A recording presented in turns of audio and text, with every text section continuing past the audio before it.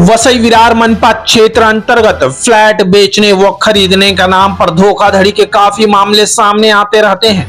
यहाँ बिल्डर तो builder, property agent भी खुद को बिल्डर बताकर किसी की भी निर्माणाधीन इमारत दिखाकर ग्राहकों से पैसे ले लेते हैं, जिसके लिए वो पहले सोशल मीडिया पर एक फेक अकाउंट व वेबसाइट तक बनाते हैं।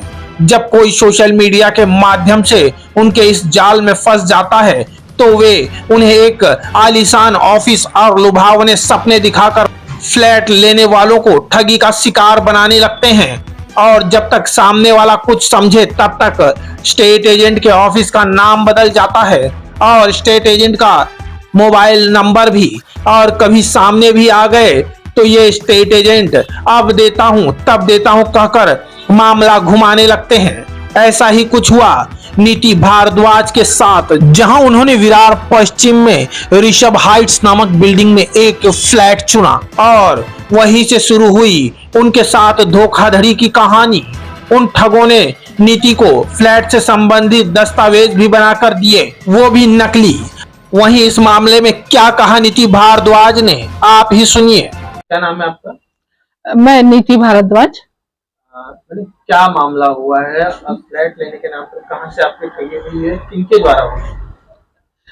मैं मध्य प्रदेश की निवासी हूँ, नीति भारद्वाज, और मुझे यहाँ पे मुंबई में एक फ्लैट लेना था और उसके लिए मैं सर्च कर रही थी। तो नेट के जरिए मेरी सर्चिंग के दौरान मुझे ये मिला।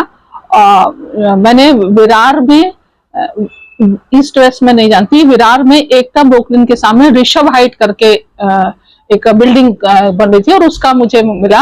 और उनके ब्रोकर और जो भी थे ग्रुप में, तो उनसे मेरी नेट के जरिए मेरी पहचान हुई और मैं उनके ऑफिस में मेरी मुलाकात हुई। ऑफिस था नाला सुपारा में। कृष्णा डेवलपर के नाम से मिस्टर हेमल कापड़िया को सबसे पहले मेरी मुलाकात हुई। और नाला सोपारा, चूंकि मैं यहाँ की निवासी नहीं तो मैं बहुत ईस्ट वेस्ट नहीं बता सकती हूँ, मे बी पॉसिबल ईस्ट है वो शायद। तो ये एक इसके एजेंट जो हैं तो विक्की अग्रवाल करके, उस हेमल कापड़िया ने उनको भेजा मुझे दिखाने के लिए। तो ऋषभ हाइट का उन्होंने फ्लैट दिखाया और वो फ्लैट मुझे पसंद आया और उसके लिए डीलिंग शुरू हुई। सबसे पहली बात हेमल कापड़िया से हुई, फिर उसके बाद में उसका पता लगा कि हाँ इस ग्रुप में एक बड़े जो हैं वो मिस्टर राम सिंह जो हैं वो इसका हमारे ग्रुप के बड़े हैं और वो हम उनके जरिए हम सब उनके अंडर में काम करते हैं। तो ये एक एजेंट है जो दिखाने के लिए, जो विक्की नाम से मुझे परिचित था। बाद में उसका नाम मिस्टर राम सिंह ने बताया कि उसका नाम सूरज दुबे है। फ्लैट दिखाया, सब डीलिंग हुई, टोकन दिया मैंने और उसके बाद उसकी डीलिंग चलती रही। और बाद में ये हुआ, थोड़ा सा कोरोना लगा तो कंस्ट्रक्शन थोड़ा कम हुआ। तो हेमल ये मुझे एश्योर करते रहे कि नहीं ठीक है, दिसंबर 21 में बिल्कुल आपको पोजीशन दे देंगे। कई दिन जब हो गया पोजीशन नहीं हुआ तो मैंने कई बार रिमाइंड कराया, पैसे भी पूरे भर दिए गए। कई बार रिमाइंड कराने के बाद में भी जब नहीं मिला तो ये हर बार ये होता कि बस थोड़ा सा कंस्ट्रक्शन का काम है उसमें चल रहा है, थोड़ा फिनिशिंग करके अब आपको दे रहे हैं। फिर उसका जो तय था वो मैंने पूरा पैसा उसका दे चुके हैं। उसकी 28 लाख में तय था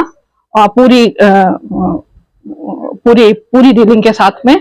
और उसकी रजिस्ट्री भी करवाई और रजिस्ट्री कराते समय विक्की, राम सिंह, हेमल कापड़िया सब प्रेजेंट थे ऑफिस में जाकर के। और एक कोई बिल्डर के कोई रिप्रेजेंटेटिव, उनका नाम भी विक्की बता सकता है या राम सिंह बता सकते हैं, कोई बड़े से व्यक्ति थे। तो वो सब लोग हम लोग थे वहां विरार के ऑफिस में। रजिस्ट्री भी कराई, रजिस्ट्री के पेपर इनके पास में है और ओरिजिनल पेपर मुझे नहीं दिए जा रहे।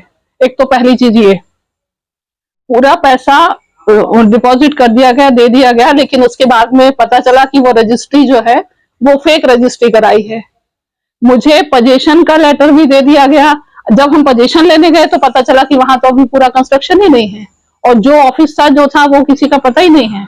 जब हम इन सबको कांटेक्ट कर रहे हैं तो कोई फिर सही सीधा जवाब देने को तैयार नहीं है। फेक ऑफिस बनाया गया, फेक रजिस्ट्रेशन किया गया। ऑफिस तो उनका है वहां पे मिस्टर, अब हेमल कापड़िया उससे अलग है। क्या है कि इनकी आपस में क्या कहानी है वो हम नहीं बता सकते हैं, लेकिन मुझे मेरा फ्लैट का पोजीशन नहीं दिया जा रहा है, पैसे जबकि पूरे कर दिए गए। फ्लैट की रजिस्ट्री हो चुकी है और रजिस्ट्री के ओरिजिनल पेपर मुझे नहीं दिए जा रहे। जेरॉक्स वगैरह आपके पास? हाँ, मेरे पास में वो है। इस मामले में आपने वहाँ के जो बिल्डर है उनसे कभी मुलाकात की? बिल्डर, मेन बिल्डर जो थे, तो इन्हें मिस्टर राम सिंह ने बताया कि वो तो किसी उसके जरिए, अब जो भी उनका मामला हो, वो शायद जेल में है, तो हम लोग ही सब डीलिंग करते हैं उनके उनके बिहाफ में। कोई मिस्टर दीपक शाह हैं, तो उनके बिहाफ में फिर मिस्टर राम सिंह से एक बार ये भी बात हुई कि भाई ठीक है, हमारा पैसा इतना जमा है और आप जब पोजीशन आप नहीं दे रहे हैं, तो मिस्टर राम सिंह ने कहा कि जब तक ठीक है पोजीशन नहीं दे रहे हैं तो मंथली हम आपको रेंट दिलवाएंगे उसका। ये बात भी होकर के आई, लेकिन उसके बाद में जब बारी आई कि भाई ठीक है, अब आप, उन्होंने रेंट भी तय किया कि 8,000 मंथली हम आपको रेंट देंगे जब तक वो फ्लैट नहीं दे रहे हैं। लेकिन उसके बाद उनके राम सिंह का भी पता नहीं, कई बार मैंने किया, जब फोन किया तो फिर उसके बाद उन्होंने फोन उठाना भी बंद कर दिया। रेंट भी नहीं दे रहे, पोजीशन भी नहीं दे रहे, फ्लैट भी नहीं मिल रहा और ओरिजिनल पेपर भी मुझे नहीं दे रहे। तो ये कहीं ना कहीं कुछ गड़बड़ है चीजें, और इसमें क्या उनकी टीम है और क्या उनका तरीका है और क्या उनका स्कैम है, ये तो अब गहराई से जाने पर ही पता लगेगा। इस मामले में आपने स्थानिक जो पुलिस स्टेशन है उसमें कुछ मामला दर्ज करवाया या पत्र व्यवहार किया? नहीं, अभी तक तो हमने नहीं किया है, लेकिन अब जब बात जो है हमारे हाथ से ऊपर की जाएगी, जब हम अभी तक तो सबसे मिलने की कोशिश, प्रेम से उनको समझाने की, बात करने की कोशिश कर रहे थे, लेकिन जब एक के बाद एक कुछ उनके इस तरह से जवाब, इस तरह से व्यवहार मिल रहा है कि जो शक के दायरे में आ रहा है, तो अब मजबूरन मुझे पुलिस का ही सहारा लेना पड़ेगा, क्योंकि हम लोग इलीगल तो जा नहीं सकते, तो अब हमको लेना पड़ेगा सहारा। आपके साथ जो ठगी की वारदात हुई है उसमें जो मुख्य नाम है वो किसके किसके हैं? इसमें टीम के मुताबिक सबसे बड़े तो इनको ये कहा जाता कि भाई राम सिंह, दादा भाई बोलते थे उनको कि राम सिंह, ये हमारे, उनके अंडर में हम लोग काम करते हैं। और ये एजेंट के जरिए ये विक्की काम करता था, उसने फ्लैट दिखाया था विक्की अग्रवाल के नाम से, जिसका राम सिंह ने बाद में नाम बताया कि इसका नाम सूरज दुबे है ओरिजिनली। वो एज ए एजेंट उनके साथ में काम करता था। तो बोले हम जो कुछ भी करते हैं, वो और एक और लड़का था आकाश पुलक के नाम से ना, जिनके नाम से नाम पे मतलब फंड लिया जा रहा था, दिया जा रहा था कि इसमें जमा कर दीजिए, हम ऑफिस में देते हैं, ऐसा करके। तो एक वो भी था, जिन दो लोगों ने साइन किए थे मेरे पेपर में गवाह के बतौर पे, आकाश मुंडे, जिसको कि पुलक नाम भी कहा जाता है। और मेन इसमें हमने देखा कि चलो ठीक है कि कोई जिम्मेदार व्यक्ति हैं, बड़े व्यक्ति हैं मिस्टर राम सिंह, तो ठीक है, इस प्रोजेक्ट में इन्वेस्ट करना ठीक है, क्योंकि वो एक इन सबको कंट्रोल भी करते हैं और अच्छे से काम होगा। ये सोच करके हमने इसमें, इस प्रॉपर्टी में इन्वेस्ट कर दिया। अभी क्या लगता है आपके जैसे और भी लोग हैं इन लोगों के ठगी के शिकार? डेफिनेटली, क्योंकि वो बिल्डिंग अभी भी पूरी बनी नहीं है, और जब इतनी बड़ी बिल्डिंग है तो पूरी बिल्डिंग में और भी कई लोगों ने तो अपना बुकिंग कराई होगी, क्योंकि जब मैंने बुकिंग कराई थी, जब मुझे दिया गया, तो इनने बताया था कि ये लास्ट फ्लैट बचा है, जो आप लकी हैं ये आपको मिल रहा है। ऐसा किसने कहा था? जब हम सबसे फर्स्ट टाइम हेमल कापड़िया के ऑफिस में गए थे, हेमल कापड़िया और विक्की, पहले विक्की सिंह के नाम से पता था, फिर विक्की अग्रवाल के नाम से पता था, लेकिन उसका ओरिजिनल नाम राम सिंह ने बताया कि इसका नाम सूरज दुबे है। उन लोगों ने बताया था कि इसमें और भी लोग ये हैं, और ये आखिरी फ्लैट है, आप लकी है, ये आपको मिल गया। इनकी कंस्ट्रक्शन साइट का नाम वगैरह कुछ? ये इसका प्रोजेक्ट का नाम ऋषभ हाइट के नाम से है। और इनका जो ऑफिस इन्होंने खोला था जहाँ बेईमानी का झंडा शुरू किया था, उस ऑफिस का नाम क्या? वो ऑफिस, हम तो जो गए थे वो वहां पे नाला सोपारा में हेमल कापड़िया के ऑफिस में गए थे, और जो पहला टोकन हमने दिया था वो कृष्णा डेवलपर के नाम से पहला हमने टोकन दिया और फी दी है। वहीं यह मामला नीति भारद्वाज द्वारा समाज सेवक अविनाश सिंह तक पहुंचा, जहां मामले को लेकर अविनाश सिंह ने कई खुलासे किए। दरअसल ये नीता भारद्वाज दीदी जो हैं, ये किसी के जरिए मेरे संपर्क में आई थी, और जब बातचीत हुआ तो पता चला कि इनको फ्लैट दिलाने के नाम पे धोखाधड़ी की गई थी। जब मैंने उनसे उन लोगों के बारे में पूछा तो जो नाम बताएं, तो उसमें से कुछ लोगों को मैं जानता था। जब मैं राम सिंह देवड़ा को बुलाया अपने ऑफिस पे, मेरे ऑफिस पे आके जब उनसे बातचीत हुई, तो बातचीत के दौरान मुझे समझ में आया कि ये इन लोगों का पूरा ग्रुप है और ये लोग पूरा टीम वर्क करते हैं। कहीं पे भी किसी भी एरिया में जहाँ पे काम करना है उस एरिया में भाड़े पे 2-3 महीने के लिए ऑफिस ले लेते हैं। वहाँ पे इन लोग का ये स्कैम बजाते हैं। बिल्डर के एक आदमी को अपने फेवर में लेके रखते, थोड़ा बहुत कुछ उसको देते हैं, पैसे वगैरह देकर सेटल करते हैं कि कस्टमर अगर पीछे से भी जाए तो बोलेगा कि हाँ उनको काम दिया हुआ है, वो लोग सेलिंग करते हैं यहाँ पे। और बिल्डर को पता नहीं होता है, बिल्डर की 25 लाख की प्रॉपर्टी को ये लोग 18 लाख में मार्केट में बेच रहे होते हैं और ये नेट वगैरह पे पोस्टिंग करके लोग करते हैं। ये लोग पैकेज ले लेते हैं, जो आजकल जो पैकेज वगैरह आए हुए हैं वो पैकेज लेकर के सोशल मीडिया वगैरह पे पोस्ट करते हैं। और क्या होता है ना कि आम पब्लिक जो है वो सस्ते में फ्लैट के चक्कर में इनका शिकार बन जाती है। इनके जो ऐसे जो आरोपी, क्या उन पर पहले भी मामले दर्ज हैं इसी प्रकार के? हाँ, जहां तक मैं जिन लोगों को जानता हूं उनमें से काफी ऐसे लोग हैं जिनके ऊपर पुराने मामले दर्ज हैं। विरार अरनाला पुलिस स्टेशन में दर्ज है, नालसवारा में दर्ज है और कुछ इनके साथी अभी अंदर भी हैं।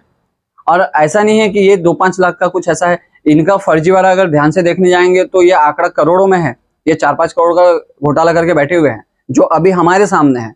बाकी पुलिस जांच के बाद तो और भी बहुत कुछ सामने आएगा। जो कुछ आरोपी तो कुछ जेल में है, कुछ बाहर है, वो अभी भी इसी प्रकार की धोखाधड़ी कर रहे हैं? जी हाँ, ये धोखाधड़ी चालू। ये नीता जी कोई पहले उनके नहीं है, अभी भी बहुत सारे ऐसे मामले हैं जो मार्केट में घूम रहे हैं। तो कुछ उसमें ऐसे हैं जो पुलिस स्टेशन तक गए हुए हैं, कुछ हैं जो छोटे मोटे जो समाज सेवक बैठे हुए हैं उन लोगों के पास गए हुए हैं मामले, वो अपने लेवल पे सेटल करने को देख रहे हैं। हमारे चैनल के माध्यम से वसई विरार की जो आम जनता है या मुंबई की जनता वसई विरार में फ्लैट लेना चाहती है, उनके लिए क्या कहना चाहेंगे? मेरा तो एक ही कहना है कि देखिए, आप लोग अपने मेहनत का पैसा लेकर के जाते हो फ्लैट लेने के लिए, एक आशियाना बनाने के लिए, तो कभी भी ऐसे ठगों के झांसे में मत आइए। आप लोगों को फ्लैट लेना है तो आप प्रॉपर जाके बिल्डर ऑफिस में बैठिए, बिल्डर से मुलाकात करिए और उनके ऑफिस में ही जो भी सौदा करना है करिए। पेमेंट देने के टाइम में मैं देख रहा हूँ कि ये लोग अलग अलग लोगों के नाम पे पैसे दे देते हैं। अरे कोई भी बड़ा बिल्डर है वो अपने करंट अकाउंट में, अपने बिल्डर के ऑफिस में अगर आप बैठे हो तो बिल्डर अपने कंपनी के नाम पे पेमेंट लेगा। तो प्रॉपर सब कुछ वेरीफाई करके आप अपने जिंदगी भर की कमाई की राशि देते हैं ना, तो थोड़ा 2-5 दिन का समय लेकर के सब वेरीफाई कर लेना चाहिए कि ये चीज सही है या नहीं है।